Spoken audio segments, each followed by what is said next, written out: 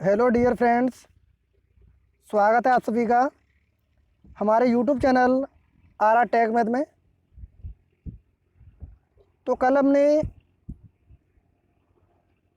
एक नया कंसेप्ट सीखा जिसका नाम था गुणनखंड, यानी बहुपदों के गुणनखंड। तो उसके अंदर हमने 2 से 3 तरीके सीखे।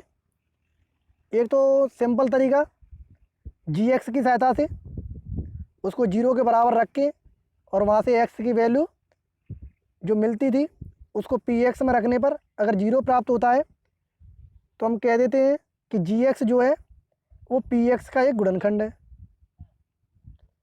और दूसरा तरीका हमने पढ़ा था द्विघात समीकरण के लिए, जो द्विघात बहुपद होते हैं उनके लिए मध्य पद को विभक्त करके, यानी जो मध्य पद होता है उसको 2 भागों में डिवाइड करके।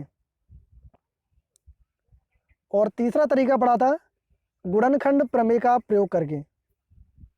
ठीक है, तो आज हम इसकी एक्सरसाइज 3.4 इसके सभी प्रश्नों को एक एक करके हल करेंगे। तो सबसे पहले जो विद्यार्थी नए जुड़े हैं वो हमारे यूट्यूब चैनल को सब्सक्राइब करें और वीडियो को लाइक करें तथा अपने सभी दोस्तों के साथ इसे ज़्यादा से ज़्यादा शेयर करें।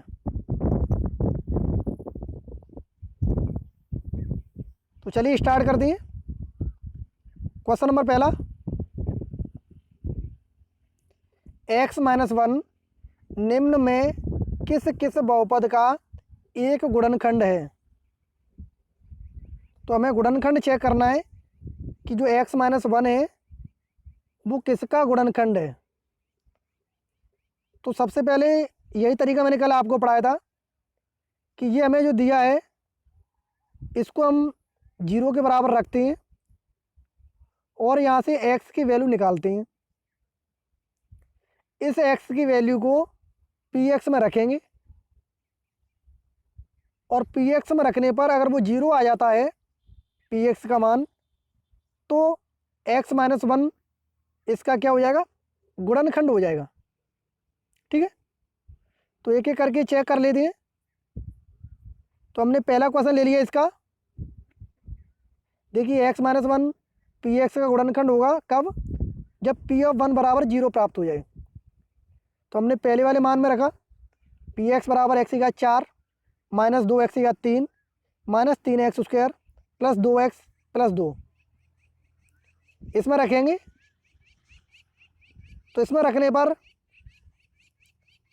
मान रखो p1 बराबर 1 की घात 4 माइनस 2 इंटू 1 की घात 3 माइनस 3 इंटू 1 की घात 2 प्लस 2 इंटू 1 प्लस 2।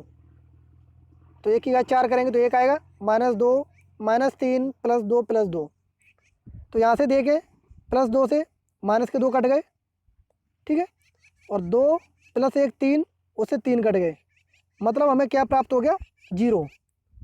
तो हम कह सकते हैं कि जो x-1 है वो इस बहुपद का एक गुणनखंड है, यानी पहले वाले के लिए तो ये इसका गुणनखंड है। अब दूसरे के लिए चेक करें।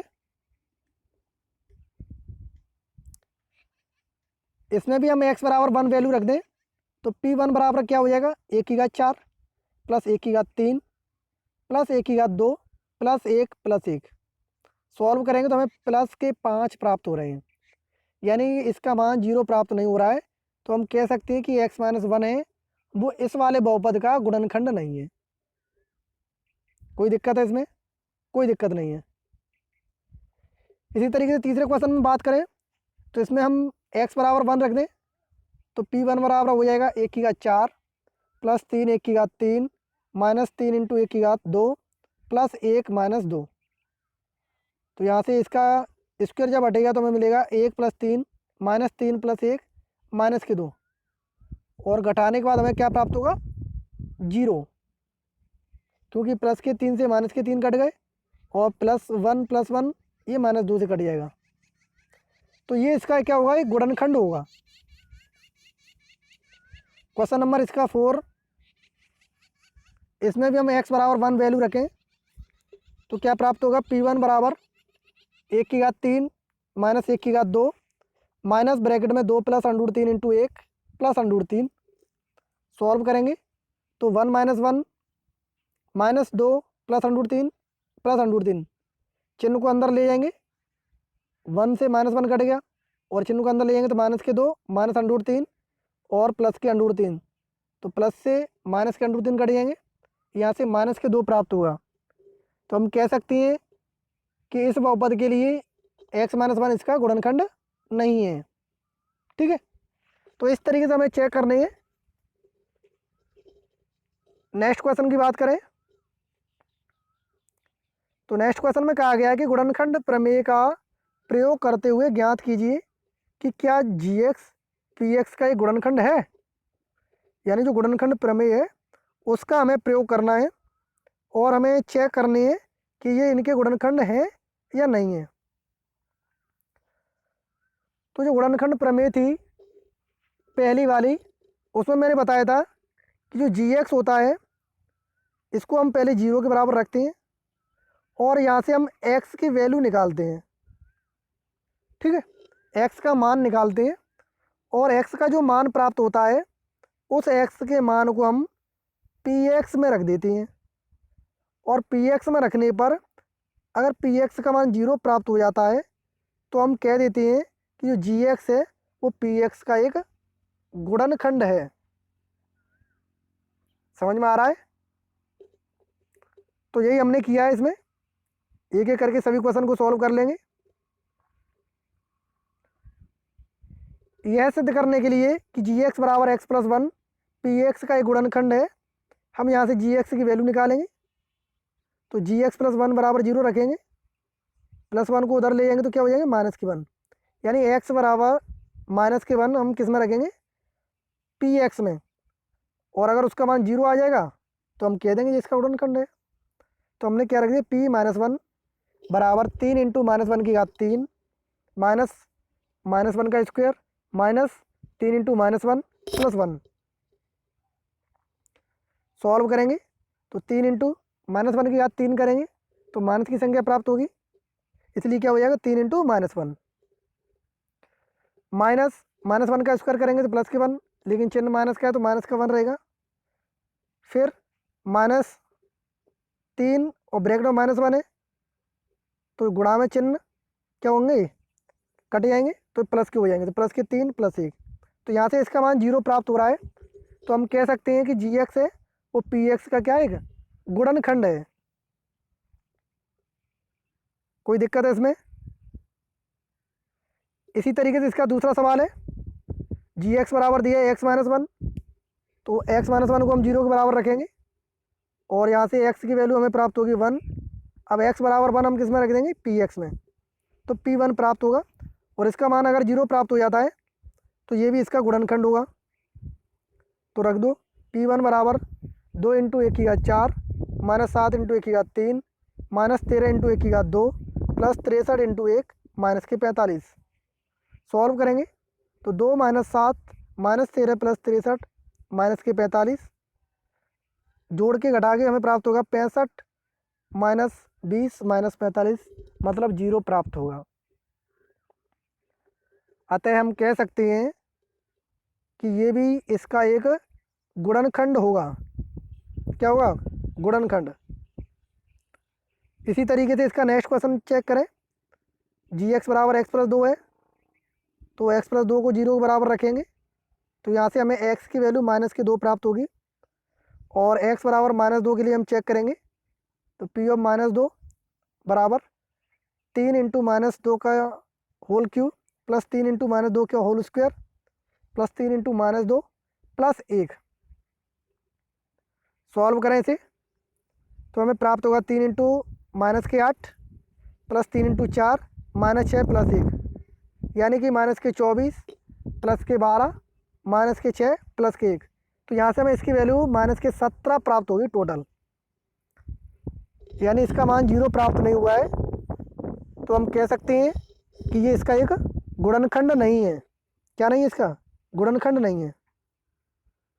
तो इस तरीके से आप चेक कर सकते हैं।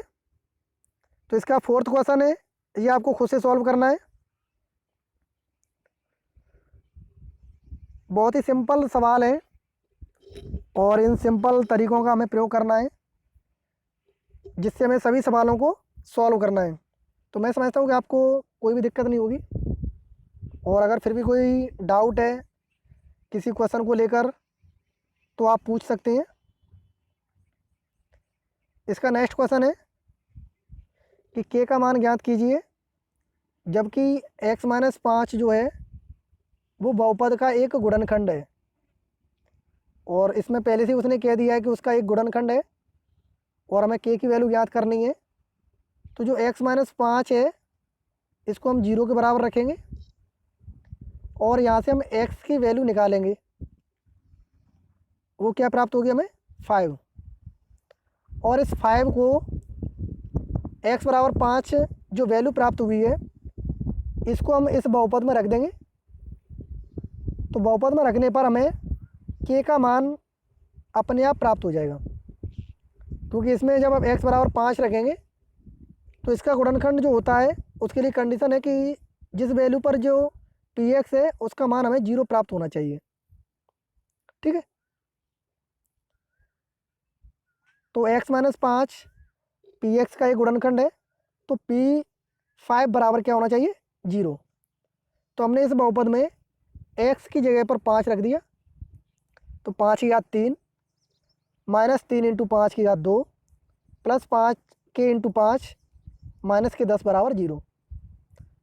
तो 5 की घात 3 करेंगे तो 125 माइनस 25 का 3 से करेंगे तो 75 प्लस 5 के माइनस 10 बराबर 0। यहाँ से हमें प्राप्त होगा 40 प्लस 5 के बराबर 0। अब 40 को दूसरी तरफ ले जाओ 0 की तरफ तो माइनस के 40 हो जाएंगे, और 5 का डिवाइड कर देंगे तो के बराबर -8। तो यहाँ से हमें के की वैल्यू क्या मिल जाएगी? -8। कोई दिक्कत है इस सवाल में? नेक्स्ट क्वेश्चन की तरफ बढ़े। क्वेश्चन नंबर 4, इसमें भी हमें के का मान ज्ञात करना है और इसमें दिया गया है कि x-1 है वो बहुपद का एक गुणनखंड है।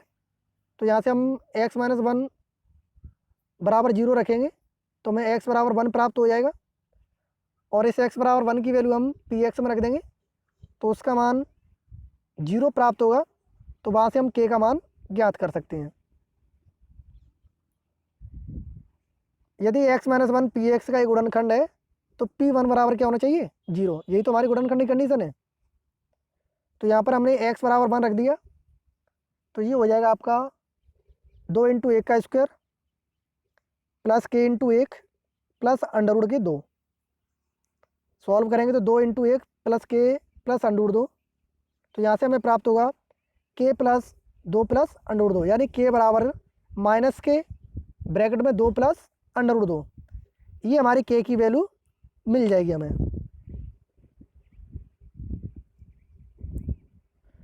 क्वेश्चन नंबर 5, यदि x+1 और x-1 इस बहुपद के गुणनखंड हो तो a और b के मान ज्ञात कीजिए। दोनों गुणनखंड की बात कर रहा है, तो दोनों को अलग अलग 0 के बराबर रख के वहाँ से x की वैल्यू निकाल लेंगे, और उन वैल्यू पर हम बहुपद के मान को 0 के बराबर रखेंगे। क्योंकि गुणनखंड है तो उस वैल्यू पर गुणनखंड जो बहुपद है वो क्या होना चाहिए? 0 होना चाहिए। तो यहाँ से पहले हम x बराबर -1 रखेंगे इसमें, जिस पर p-1 क्या होना चाहिए? 0 होना चाहिए। तो हमने रख दिया -1, तो -1 की घात 4 प्लस a इंटू -1 की घात 3 माइनस 3 इंटू -1 की घात 2 प्लस 2 इंटू -1 प्लस b बराबर 0। तो -1 की घात 4 करेंगे तो प्लस की 1, और -1 की घात 3 करेंगे तो माइनस की 1 आएगी, और -1 का a से गुणा करेंगे तो माइनस की 1, -3 -2 प्लस b बराबर 0, यानी कि -a प्लस b बराबर के 4। ये हमें समीकरण प्राप्त होगा। अब हम क्या करें? अब दूसरी बार में हम x-1 बराबर 0 रखें तो x बराबर हमें 1 प्राप्त होगा। अब x बराबर 1 के लिए हम गुणनखंड निकालेंगे, तो p1 में हमें क्या प्राप्त होगा? 0। तो इसमें रख दो, तो क्या प्राप्त होगा? 1 का स्क्वायर प्लस a इंटू 1 की घात 3 माइनस 3 इंटू 1 की घात 2 प्लस 2 इंटू 1 प्लस बी बराबर 0। और सिंपल करें इसे तो यहाँ से इसकी वैल्यू प्राप्त होगी 1 plus A minus 3 plus B minus 3 plus 2 plus B बराबर 0, यानी कि ए प्लस बी बराबर 0। अब हमें ए और बी में दो समीकरण प्राप्त हो गए। ए और बी में क्या हो गए? दो समीकरण हमें प्राप्त हो गए। अब इन दोनों समीकरणों से हमें ए और बी का मान ज्ञात करना है। अब हम क्या करें, पहला हमें दिया है माइनस ए प्लस बी बराबर 4 और दूसरा दिया है ए प्लस बी बराबर 0। अब हम समीकरण 1 और समीकरण 2 को जोड़ लें तो माइनस ए प्लस बी बराबर क्या हो जाएगा? 4 प्लस 0। तो यहाँ से माइनस ए से प्लस ए कट जाएगा तो 2b बराबर 4 यानी b बराबर 2, क्योंकि 2 का डिवाइड हो जाएगा। तो b बराबर 2 हमें क्या मिल जाएगी? वैल्यू मिल जाएगी b की। अब इस b के मान को a में रख दो, समीकरण 1 में या 2 में, किसी एक में रख दो तो हमें a की वैल्यू मिल जाएगी। मैं समीकरण 2 में रखूँ तो a प्लस 2 बराबर 0, यानी a बराबर प्लस के 2 उधर जाएंगे तो माइनस के 2, तो a बराबर आ जाएगा माइनस के 2 और b बराबर प्लस के 2। तो इस तरीके से हम a और b की वैल्यू ज्ञात कर लेंगे।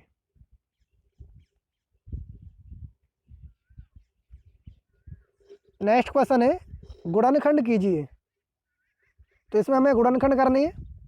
ये दो घात वाले बहुपद है तो इनको हम मध्य पद का विभाजन करके हल कर लेंगे। तो पहला जो समीकरण है वो है 3x² प्लस 7x प्लस 2।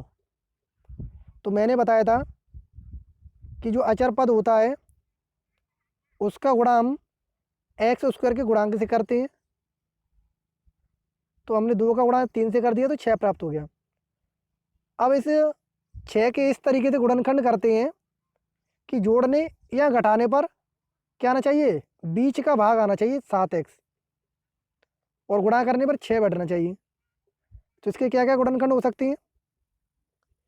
एक तो हो सकता है 2 3 और एक क्या हो सकता है 6 और 1। तो 6 का गुणा 1 से करेंगे तो 6 प्राप्त हो जाएगा और 6 और 1 कितने हो गए? 7। तो हम बीच वाले पद को जो 7x है उसको दो भागों में डिवाइड करके लिख देंगे 6x प्लस x। अब इनके अलग अलग गुणनखंड कर लेंगे, फैक्टर कर लेंगे। तो 3x² प्लस 6x में से 3x कॉमन आ जाएगा तो हमें x प्लस 2 प्राप्त होगा, प्लस x प्लस 2 में से हम 1 कॉमन ले सकते हैं तो x प्लस 2 प्राप्त होगा। अब x प्लस 2 दोनों में कॉमन है तो x प्लस 2 और इसके अलावा क्या रहेगा 3x प्लस 1। तो इस तरीके से इसका एक गुणनखंड प्राप्त हो जाएगा हमें। समझ में आ गया? नेक्स्ट क्वेश्चन है इसका 4x² माइनस के x माइनस के 3। तो अचर पद का गुणा करना है x² के गुणांक से, 12 हो गए। अब इस 12 के इस तरीके से गुणनखंड करने हैं कि हमें माइनस के x प्राप्त हो। तो 3 और 4 के गुणा 12 होता है। अब 3 में से 4 घटा देंगे तो माइनस के अवयव प्राप्त हो जाएंगे। तो माइनस वाली संख्या हम ज़्यादा लेके चलेंगे और प्लस वाली कम लेके चलेंगे। तो क्या हो जाएगा 4x² माइनस के 4x प्लस के 3x माइनस के 3। अब इनके दो अलग अलग गुणनखंड करके इनको कॉमन ले लो। तो पहले से 4x कॉमन आ जाएगा तो x माइनस 1, दूसरे वाले से प्लस के 3 कॉमन ले लें तो x माइनस 1, दोनों में x माइनस 1 कॉमन है, क्या बचेगा 4x प्लस 3। तो ये इसका गुणनखंड हो जाएगा। तो ये हमने कक्षा 8 में पढ़े हुए हैं, तो मैं समझता हूँ कि आप आसानी से कर सकते हैं। तो इसका नेक्स्ट क्वेश्चन जो थर्ड है वो आपको खुद से करना है। और क्वेश्चन नंबर 6 इसका भी, ये भी आपको खुद से सॉल्व करना है, ठीक है। अब चलिए नेक्स्ट क्वेश्चन की तरफ बढ़ते हैं। नेक्स्ट क्वेश्चन है कि बहुपदों के शून्यक ज्ञात कीजिए। बहुपदों के शून्यक ज्ञात कीजिए। तो हमें इसको गुणनखंड प्रमेय का प्रयोग करते हुए शून्यक निकालने हैं। तो शून्यक निकालने के लिए मैंने सबसे लास्ट में जो आपको गुणनखंड प्रमेय पढ़ाई थी उसमें मैंने बताया था कि अगर हमें कोई बहुपद दिए हैं और उसमें जो लास्ट ए इंटू बी होता है ना अचर पद, उसके हम गुणनखंड करते हैं जितने उसके संभावित गुणनखंड हैं, और उनकी वैल्यू पर हम उनको रख के चेक करते हैं कि किस पर उसका मान शून्य हो रहा है। जिस पर उसका मान शून्य हो जाता है वही उसका गुणनखंड हो जाता है और शून्यक भी हो जाता है। तो पहले क्वेश्चन की बात करें हम, तो इसका पहला क्वेश्चन हमें दिया है